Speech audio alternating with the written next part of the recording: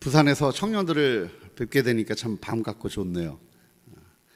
부산에서 기독 청년들이 얼마나 될까, 이제 다른 여러 교회를 이렇게 갔을 때에 이렇게 많은 숫자가 모인 건 저는 처음이에요. 근데 어쨌든 청년부가 있다고 해도 한 20여 명, 뭐 30명 요 정도 있었고, 그렇게 큰 교회를 제가 가보지 않아서 그런지는 몰라도 청년들이 많이 없었던 것이 제 기억 속에 남아 있습니다. 오늘 이 시간에 함께 살펴볼 이 말씀의 내용은 실질적으로 제목 속에 잘 포함이 되어 있습니다. 부활절을 4월 1일 날 보냈는데 여러분 정말 부활을 얼마나 믿고 있습니까? 부활에 대해서 아무 의심이 전혀 없을까요? 질문하면 대답을 안 한다고 그러더라고요. 그래서 제가 혼자 다 하겠습니다. 제가 질문을 던지지만 대답은 속으로만 하시면 됩니다. 그래서 예수의 부활과 관련해서 오늘 읽은 요한복음 20장 24절부터 29절에 있는 이 말씀을 가지고 합리적 의심과 믿음, 이런 제목으로 오늘 이 말씀을 함께 살펴보려고 합니다. 놀라운 통계가 하나 있는데 한국의 불교인들, 천주교인들, 기독교인들이 있는데 불교인들은 내세를 믿고 있습니다. 어떤 내세를 믿고 있을까요? 그들은 환생을 믿고 있습니다. 근데 불교인들이 다 그걸 믿지 않아요. 한 30% 조금 위에. 놀라운 것은 천주교인과 기독교인들도 거의 육박해요. 30%가. 한국에서는 부활이라고 하는 개념보다 이 땅에서 내가 어떤 일을 잘하면 다음 세대에, 다음 생애에 어떤 것으로 태어날 것이다 라고 하는 기대와 소망이 굉장히 많이 있는 겁니다. 그러니까 한국에서는 기독교라고 유별난 종교가 아니고 천주교도 마찬가지고 불교도 다 마찬가지예요. 한국이라고 하는 이 종교 문화 사회적 토양 속에 들어오면 모든 종교는 거의 비슷해지고 만다라는 사실입니다. 부활에 대해서 부활을 믿지 못하고 실질적으로 환생을 믿고 있다. 이것은 굉장히 충격적인 일입니다. 부활을 보게 되어지면 여러분도 조금 생각을 할 수 있겠지만 그분들 가운데는 어쩌면은 예배를 잘 드리고 헌금을 하고 헌신을 하고 하는 이런 모든 일들이 이 생이 끝나고 이 삶 이후의 삶에 대해서 부활을 믿고 있는 것인지 아니면 또다시 어떤 환생을 믿고 있는지 굉장히 큰 질문이 생깁니다. 바로 이런 가운데에서 오늘 이 본문 속에 등장하는 도마라고 하는 이 인물과 더불어서 오늘 이 본문의 내용을 살피면서 오늘 우리에게 주는 도전과 교훈이 무엇인지 생각해 보려고 합니다. 한국 교회에 여러 문제가 많이 있습니다. 그래서 지금은 예전과 달리 기독교인들이 욕먹는 시대가 되고 말았어요. 그래서 개자를 붙여요. 근데 개도 참 착하고 예쁜 동물인데 왜 개를 붙이는지 모르겠어요. 개 좋아하시죠? 실제로 한국교회 이 개신교의 문제 가운데 하나는 생각하지 않는 것이에요. 생각하지 않으니까 질문도 없어요. 만일에 생각하는 그리스도인들이 조금이라도 있었고 그래서 생각 속에서 나타나는 질문을 교회에다가 내뱉었으면 지금 이 교회가 이 모양이 되지 않았을 뿐만 아니라 우리나라도 이렇게 되지는 않았을 겁니다. 실질적으로 생각이 없으면 질문이 나오지 않습니다. 여러분 살아가는 그 삶에서 얼마나 생각하고 사세요? 정신없이 산다고 그러죠, 보통. 정신도 없는데 생각은 어디서 나오겠어요? 우리 사회가 그렇게 만들어가고 있기는 합니다. 하지만 그 속에서도 정신을 차리지 않으면, 그래서 생각을 하지 않으면 내 삶이 아니에요. 그냥 휩쓸려 가고 있습니다. 어느 순간에 내가 여기까지 와 있네? 지금 내가 이렇게 하고 있는데 이 정도밖에는 되지 않는다라고 하는 것입니다. 오늘 여기 등장하는 한 인물 24절에 보면 디두모라 하는 도마, 디두모는 쌍둥이를 가리킵니다. 근데 설명합니다. 12제자 중에 하나다 그렇게 얘기했어요. 그런데 쌍둥이 도마 이렇게 얘기를 합니다. 근데 이 도마와 관련해서는 한국에서도 서양에서도 어떻게 낙인을 찍고 있는가 하면 의심 많은 도마. 설교 제목도 의심 많은 도마, 이 제목이 그대로 올라옵니다. 영국에서 미국에서는 Doubting Thomas, 의심하는 도마, 이런 제목으로 이 말씀을 전하게 되어지고 그 속에서는 부정적인 것들이 나타납니다. 의심하지 말고 믿으세요. 왜 의심합니까? 의심하지 마십시오. 이렇게 이야기를 합니다. 오늘 본문이 정말 그것을 우리에게 가르쳐주고 있는 것일까?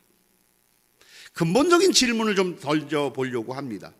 의혹, 의심 왜 시작되는 걸까요? 일반적으로 의심하게 만드는 사람, 제도, 단체가 있기 때문에 의심과 의혹은 해결되지가 않습니다. 감추려고 하는 것은 계속해서 의심을 받게 되어집니다. 모든 것을 공개하고 투명하게 모든 사람들에게 알릴 때에 의심받지 않습니다. 그러면 여기서 한 가지 질문할 것이 있어요. 우리의 믿음 생활에 의심은 정말 불필요한 것일까? 더욱이 합리적 의심은 그리스도인들에게 전혀 무가치한 것일까? 라는 질문입니다. 바로 이 합리적 의심을 갖고 있었던 인물 도마는 욕먹어야 되는 사람일까? 의심이 병적인 현상이 아니라면 합리적 의심은 우리의 삶에서 매우 중요한 요소입니다. 물론 병적인 의심은 사람을 심각하게 파괴하고 바로 그것 때문에 고통을 가져옵니다. 병적 증세라고 한다면 의심하는 것, 예를 들면 남편이 아내를 의심하는 의처증, 아내가 남편을 의심하는 의부증, 이런 병들은 적극적 치료를 받아야 합니다. 근데 그런 것이 아니라면, 의심이 병적인 현상이 아니라면 합리적 의심은 정말 우리에게 필요한 요소다라고 하는 사실입니다. 합리적 의심, 그것이 우리에게 유명한 발명품들을 가져왔습니다. 합리적 의심 때문에 과학이 발전하게 되어지고 실제로 이 합리적 의심 때문에 수사관들이 끝까지 수사를 해서 범죄의 단서를 찾고 범인을 찾는 것입니다. 의심하지 않고 그냥 다 덮어두고 다 그런 거지 라고 했다면 다시 이 세상에 드러나지 않을 일들이 굉장히 많이 있습니다. 더더욱이 사람이 죽었습니다. 왜 죽었는지 의심하지 않으면 그냥 덮일 거예요. 그러나 법의학자들은 사람은 죽어서도 자기의 몸에 죽음의 원인을 남긴다라고 하는 이 명제 하나 때문에 부검을 하고 이 사람은 왜 죽었는지를 찾아냅니다. 의심하는 일, 종교개혁의 시작도 실제로는 마틴 루터가 인간의 노력으로 구원을 얻을 수 있을까라고 하는 이 명제 속에서 끝까지 의심함으로 말미암아 종교개혁의 깃발을 높이 들게 되었던 것입니다. 실제로 바로 이런 경우에서 우리가 우리의 믿음 생활에서 의심이라고 하는 것이 과연 우리를 정말 안전한 지대로 옮겨가 줄 수 있을까? 의심하는 것이 그렇게 쉬울까라는 것입니다. 모든 사람이 동의하고 다 신뢰하는데 합리적 의심이 생겼어요. 그럼 의심을 얘기할 수 있습니까? 이건 이런 것과 비슷할지 몰라요. 중국 식당에 갔는데 나 짜장 다 짜장이라고 그랬는데 혼자서 울면, 우리 문화에서는 굉장히 어려워요. 특히나 우리 문화에서는. 짜장은 왜 짜장이라고 못하고 자장면이라고 하는지 몰라요. 요새 그렇게 불러야 된다면서요. 자장면. 짬뽕은 잠봉 이렇게 안 하대요. 또 반대로. 실제로 이 본문에 등장하는 이 도마, 자기 동료들이 다 믿고 있는 예수의 부활을 믿지 못하겠다고 솔직하게 고백하고 있는 장면입니다. 지금 24절과 23절을 보면 도마가 예수님이 첫 번째 부활하신 이후에 제자들에게 오셨을 때에 그 자리에 있지 않았다라고 하는 것을 자세히 설명합니다. 24절로 보면 도마는 예수께서 오셨을 때 함께 있지 아니했다. 12제자인데 25절, 그래서 다른 제자들이 도마에게 말을 합니다. 우리가 주를 보았다, 우리가 부활하신 예수님을 만났다라고 분명하게 증언을 합니다. 그런데 도마를 보십시오. 도마가 내가 그의 손에 못자국을 보며 내 손가락을 그 못자국에 넣으며 내 손을 그 옆구리에 넣어보지 않고는 믿지 않겠다. 이게 어찌 된 일입니까? 이건 보통 정도의 의심이 아닙니다. 더더욱이 함께 3년 동안의 이 생활을 같이 했던 도마가 다른 제자들이 다 믿고 내가 봤다 한 사람이 아니에요. 한두 사람이 아니에요. 근데 그 예수의 부활을 믿지 못하겠다라고 얘기하면서 자기의 의심을, 합리적 의심을 제시하면서 내가 믿으려면 이렇게 해야 나는 믿겠다라고 말하고 있는 장면입니다. 바로 이 도마, 제자들의 증언을 믿지 않는 이 도마, 욕먹어야 됩니까? 여러분 생각은 어떻습니까? 지금까지 설교자들에 의해서 도마는 매도당했어요. 이런 나쁜 놈, 믿지를 못하다니. 실질적으로 도마가 의심한 것은 어떤 의심입니까? 자기가 정직하게 내가 생각해 보니까 부활? 이건 믿기 어려운 거예요. 사람이 죽었다가 다시 살아나? 말도 안 돼. 바로 그 속에서 도마는 합리적 의심을 하기 시작했던 것입니다. 이유가 무엇일까요? 분명히 얘기하고 있지만 확실한 믿음을 갖기 위해서 바로 이 의심을 정직하게 말했던 것입니다. 합리적 의심은 어떤 사람의 그 믿음을, 의심에 대해서 제출하는 그 믿음을 확고하게 세워줍니다. 도마가 예수의 부활을 의심하는 것, 바로 그것은 자기의 감정, 자기가 알고 있는 이 지식에 충실하고 정직한 것이에요. 실질적으로 도마가 제자들의 말을 믿지 못한 것은 자신의 경험과 자신의 지적 능력과 이런 모든 것들을 다 동원해서라도 제자들이 말하는 것을 도무지 이해할 수 없고 믿을 수 없다라는 사실입니다. 그래서 내가 그의 손에 못자국을 보고 넣어보지 않고는, 만져보지 않고는 난 믿지 못하겠다. 도마는 억지를 부리는 것이 아닙니다. 도마는 동료 제자들을 불신하는 것도 아닙니다. 자신의 한계를 분명히 인정하고 자신이 합리적으로 의심하는 것을 말하고 있을 뿐입니다. 도마에게 예수의 부활이란 믿을 수 없는 초자연적 사건이었기 때문에. 그래서 묻고 싶은 것입니다. 여러분은 어떻게 예수의 부활을 믿고 있습니까? 지금 여러분이 갖고 있는 그 믿음은 어떤 믿음입니까? 도마는 동료 제자들을 불신하는 것도 아닙니다.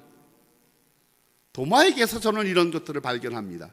자신의 한계를 분명히 인정하고 자신이 합리적으로 의심하는 것을 정직하게 말하고 있을 뿐이다. 우리 그리스도인들이 정직한 자신의 모습을 드러내기만 하면 변화의 가능성이 있어요. 내가 믿지 못하면 나 정말 믿지 못하겠어, 나 좀 도와줘, 그러면 가능성이 있어요. 그런데 믿지 못하고 있음에도 불구하고 믿는 척하고 포장하고 자기를 감추면 가망성 없습니다.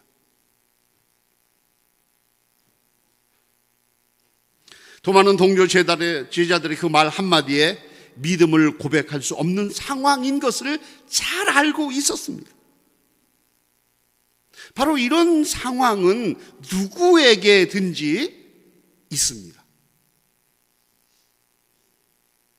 믿음이란 의심의 단계를 거쳐야 확실해지고 든든해지기 때문에 그렇습니다. 믿음의 성장 단계에서 의심의 단계가 없다면 참 감사할 일입니다. 하지만 좋아할 것도 아닙니다. 왜냐하면 언제 의심의 구렁텅이에 빠질지 모르기 때문에 그렇습니다. 인생의 여러 굴곡을 지나가면서 사람들은 한 번쯤 자신의 믿음에 대해서 회의를 갖게 되어집니다. 너무 심각한 충격을 받고 너무 엄청난 일이 내게 일어났을 때에 하나님 살아계세요? 하나님 정말 계십니까? 왜 내게? 왜 나에게만? 거기서부터 의심의 늪으로 빠져들기 시작하는 것입니다. 실제로 용기 있는 사람만이 자신의 믿음 없음을 믿지 못함을 고백할 수 있습니다. 도마가 동료 제자들에게 나 믿지 못하겠다. 이거 대단한 용기 아닌가요? 박수 쳐줘야 될 일 아닌가요? 정직하게 자신을 드러냈습니다. 여러분이 셀 모임에서, 작은 소모임에서 난 아직 못 믿겠어. 난 그건 잘 몰라. 난 그렇게 살지도 않아. 포장하지 않고 정직하게 자기를 드러낼 때에 가능성은 환하게 열려 있습니다. 실제로 동료 제자들에게 믿지 못하겠다고 말한 이 도마의 용기, 그 용기가 오늘 우리에게 필요한 것입니다. 예수의 부활을 믿는 신앙, 길들여지는 것이 아닙니다. 예수와의 부활을 믿는 믿음은 합리적 의심의 단계를 거쳐서 성경 말씀과 씨름하면서 예수가 누구신지, 무엇을 하셨는지, 십자가의 의미는 무엇인지, 부활의 의미는 무엇인지를 이해할 때에 성령님의 도우심으로 말미암아 얻게 되는 인내와 소망으로 열매 맺는 정직한 열매입니다. 자, 우리가 26절, 27절을 가서 보면 도마의 의심에 대해서 예수님이 어떤 반응을 하셨을까라고 하는 것입니다.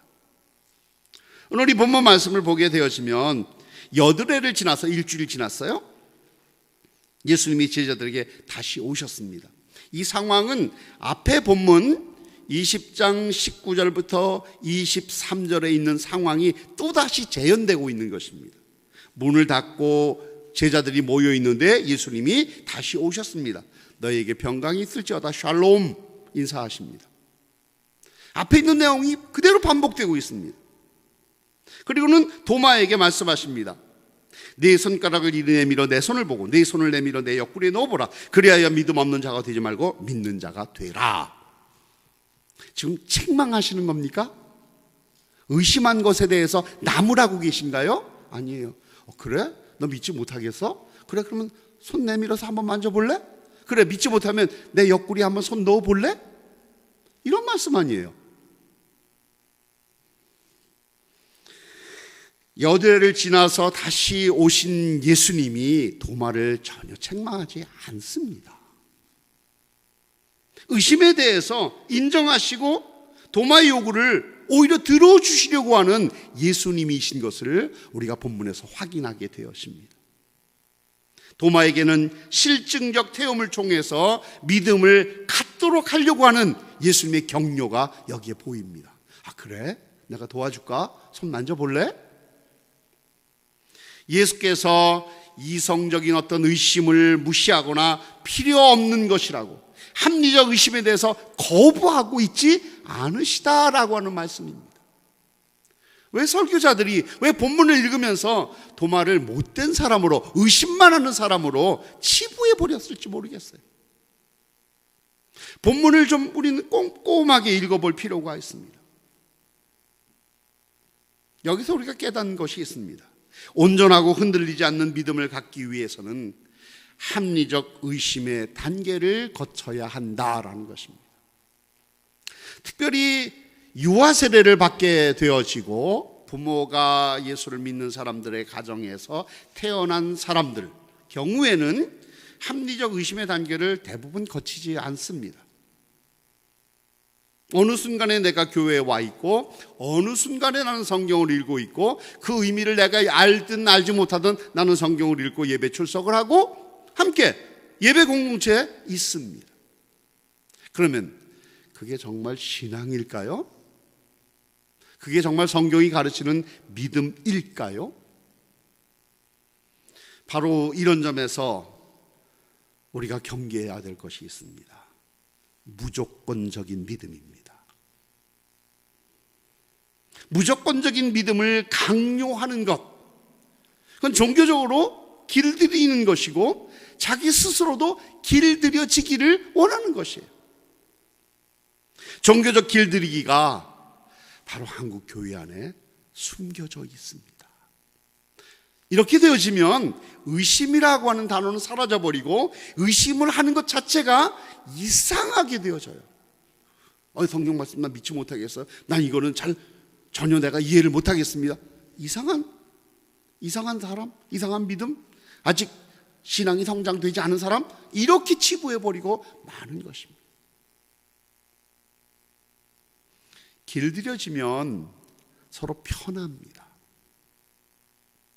이게 무서운 속성인데, 그리고 매우 안전하게 느껴집니다. 하지만 그 기초가 무너지면 모든 것이 다 파괴되고 말아요.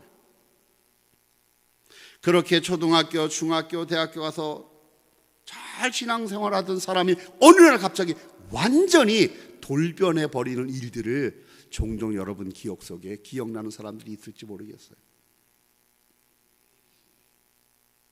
하나님의 말씀을 연구하고 묵상하면서 하나님이 누구신지, 예수님이 나에게 어떤 일을 하셨는지 바로 그것을 깨닫고 믿음으로 올바로 고백할 수 있을 때까지 합리적 의심의 줄을 놓치지 않아야 돼요. 이 말씀이 정말 그러한가? 이게 정말 맞을까라고 하는 것입니다. 여러분이 일상생활을 할 때에 조금이라도 의심이 나거나 이상하면 바로 컴플레인을 하고 바로 문제를 제기하죠. 왜 신앙생활은 그렇게 안 하세요? 똑같은데. 바로 이런 점에서 우리가 하나님 말씀을 읽으면서도 이 말씀이 정말 그러한가? 이 말씀이 내가 믿는 이 지금까지 경험했던 이것이 그대로 맞는 것인가를 다시 확인하고 점검한 다음에 믿음을 갖게 되어지면 그건 든든한 기초에 서 있게 되는 것입니다. 우리의 믿음이라고 하는 것은 단순히 정성을 쌓거나 물질로 제사를 드리는 것이 아닙니다. 오늘도 찬양했죠? 부르신 곳에서 예배하네. 그 어려움 속에서 어떤 곳에서든지 우리가 예배하네. 그 다음 가사를 잘 보십시오. 그 다음 가사를 보면 그 예배는 이렇게 드리는 예배만 포함한 것이 아니라 우리의 삶이 예배다라고 하는 로마서 12장 1절과 2절의 말씀을 반영하고 있어요. 우리의 삶이 예배. 믿음의 공동체 안에서 예수의 부활을 믿지 못하고 의심하는 사람들을 우리가 비웃거나 이상하게 여기지 않아야 할 이유가 여기에 있습니다. 그것도 몰라? 그것도 못 믿어?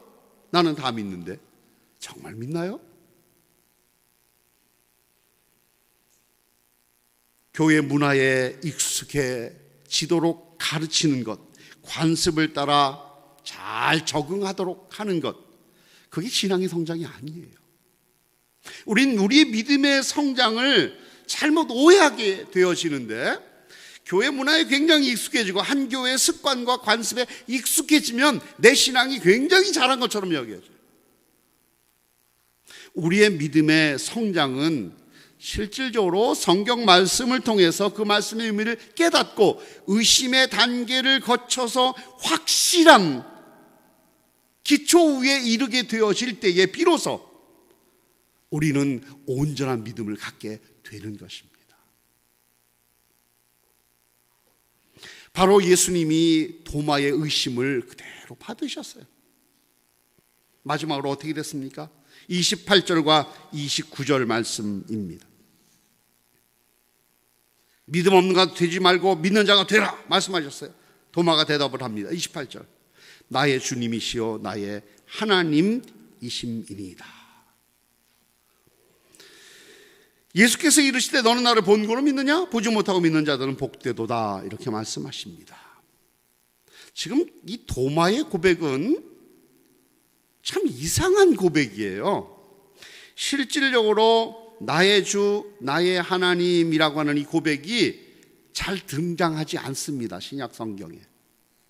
요한일서에 유사한 이런 표현이 등장을 하지만 나의 주, 나의 하나님이라고 하는 것이 동시에 나타난 것은 어떤 의미를 갖고 있는가 하면, 당시에 로마 제국 속에서 살아가는 사람들은 로마 황제를 자신의 주인으로 고백해야 되고 하나님으로 고백해야 했습니다. 로마 동전에 보면 앞면에는 로마 황제의 흉상이 있고 뒷면에는 로마 황제가 신이라고 하는 것을 명기해서 써놓은 동전입니다. 바로 그 상황 속에서 그들은 일상의 삶 속에서 주 하나님이 나의 로마 황제다, 이걸 고백하는 사람들이에요. 그런데 예수님을 만나고 부활하신 예수님을 보자 예수님이 그래? 내 손가락 만져볼래? 내 옆구리에 손 넣어볼래? 라고 말씀했지만 그 말씀이 끝나자 도마가 고백한 내용이 바로 이 내용입니다. 나의 주, 나의 하나님. 이제는 더 이상 내 주인이, 나의 주인이 로마 황제가 아니라는 거예요. 바로 예수님 당신이 나의 주인이십니다.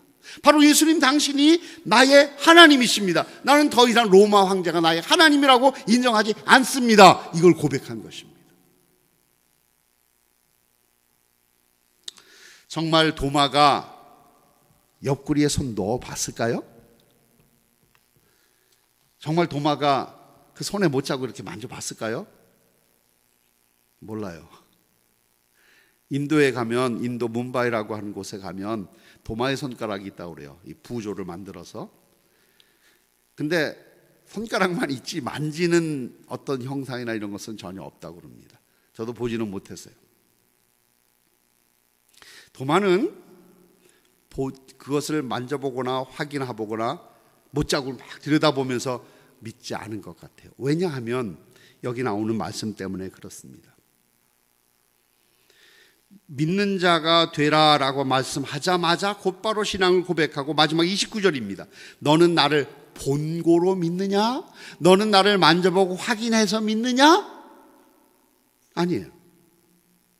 나를 보았기 때문에 믿느냐라고 얘기합니다. 실제로 도마는 부활하신 예수님이 자신 앞에 나타나자 더 이상 의심의 안개가 다 갇혀버린 거예요. 다 거쳐가지고 이제는 더 이상 그걸 만져보거나 옆구리에 손을 넣어볼 이유가 하나도 없어요. 그 즉시에서 믿음을 고백한 것입니다. 그러자 예수님이 이렇게 말씀하신 것입니다. 너는 나를 보았기 때문에 믿느냐? 보지 못하고 믿는 자들은 복이 있다. 보지 못하고 믿는 자들이 누굴까요? 저와 여러분입니다. 우리는 예수님을 눈으로 보지 못했습니다. 그렇지만 우리가 그 예수님을 믿고 있어요. 바로 우리가 그런 면에서 복 있는 자다라고 선언하고 있다라는 겁니다. 결국 도마는 합리적 의심의 문제를 해결한 후에 신앙을 고백한 것입니다. 자신의 믿음 없음을 고백하는 사람은 믿음을 굳게 가질 수 있는 소망이 있습니다. 하지만 자신이 예수를 믿지 못하고 의심하고 있음에도 불구하고 그 의심의 상태를 숨기고 있다면 그것은 불신앙의 늪에 빠질 가능성이 언제든지 존재하는 사람입니다. 이런 점에서 합리적 의심은 믿음을 위해서 필요합니다. 이 단계를 지나서 믿음의 문턱에 이르게 되기 때문입니다. 참된 믿음이 과연 무엇일까? 도마의 믿음을 통해서 우리에게 잘 보여줍니다. 마치 도마는 기적을 통해서 믿음을 가진 것처럼 보여집니다. 하지만 결코 그렇지 않습니다. 그래서 도마에게 예수님이 이렇게 말씀하신 것입니다. 너는 나를 본고로 믿느냐? 보지 못하고 믿는 자가 복이 있다. 오늘 이 12제자 가운데 하나 도마의 믿음에 대해서 우리가 잠시 생각을 해 보았습니다. 믿음, 부활을 믿는 믿음, 그게 결코 그렇게 쉬운 일이 아닙니다. 하나님 말씀을 읽고 깨닫고 바로 그 속에서 예수님을 만나는 것입니다. 예수님을 만나는 일은 실질적으로 오늘날 가능한데, 예수님을 만나는 것은 그가 말씀하신 성경 말씀, 바로 이것을 통해서 우리는 만날 수 있는 것입니다. 사랑하는 사람이 보내온 그 편지를 읽으면 그 사람과 같은 것이에요. 바로 그 말씀, 이 성경 말씀을 통해서 우리는 예수님을 만나고 그 속에서 때때로 의심도 하고 때때로 씨름도 하면서 내 믿음을 온전하게 성장시켜 가는 것입니다. 이런 점에서 믿음이란 의심의 다리를 건너야 이르게 되는 것입니다. 그것은 기적이나 체험이 아니라 성경에 기록된 예수를 믿고 깨닫는 것입니다. 이런 점에서 요한복음은 기적을 통한 믿음보다는 합리적 의심을 통해서 확인하고 깨닫는 믿음을 격려하고 있습니다. 바로 이 믿음은 그렇지만 하나님의 선물입니다. 내가 깨달으려고 해도 되지 않아요. 하나님이 성령님을 통해서 은혜를 주셔야만 비로소 내가 이 믿음을 가질 수 있다라는 것입니다. 자신을 종교적 관행에 길들이지 마십시오. 교회의 관습과 문화에 익숙해지려고 노력하는 것보다 하나님 말씀을 붙들고 씨름하고 의심하면서 정말 그 하나님 말씀 속에서 보여주시는 그 하나님의 성품을, 예수님을 알고 믿어가는 여러분이 되시기를 참 바랍니다. 특별히 종교 행위를 믿음으로 착각하지 마십시오. 종교 행위란 특별히 제의적인 행위, 교회 울타리 안에서, 예배당 안에서 되어지는 이 행위 속에서만 믿음이 있다? 아닙니다. 아주 적은 일부분이에요. 믿지 못하는 것에 대해서 자신 없어 하지 마시고 용기를 내어서 이야기하십시오. 함께 도와가십시오. 믿음의 공동체란 내 부끄러움과 내 약함과 이걸 다 드러내놓는 것이 바로 믿음의 공동체입니다. 종교적으로 길들여진 것은 무엇이 없는지 의심해 보십시오. 하나님 말씀을 다시 확인해 보시기 바랍니다. 부활의 예수를 믿고 고백하십니까? 아니면 아직도 머뭇거리며 믿지 못하고 있습니까? 부활하신 예수를 만나서 도마가 나의 주, 나의 하나님이라고 고백한 것이 바로 나의 고백이 되는 그날까지 우리가 합리적 의심과 믿음 사이의 이 줄을 놓치지 않고 부활하신 예수를 믿는 그 믿음의 신앙 고백이 있기까지 함께 달려가기를 원합니다. 같이 기도하겠습니다.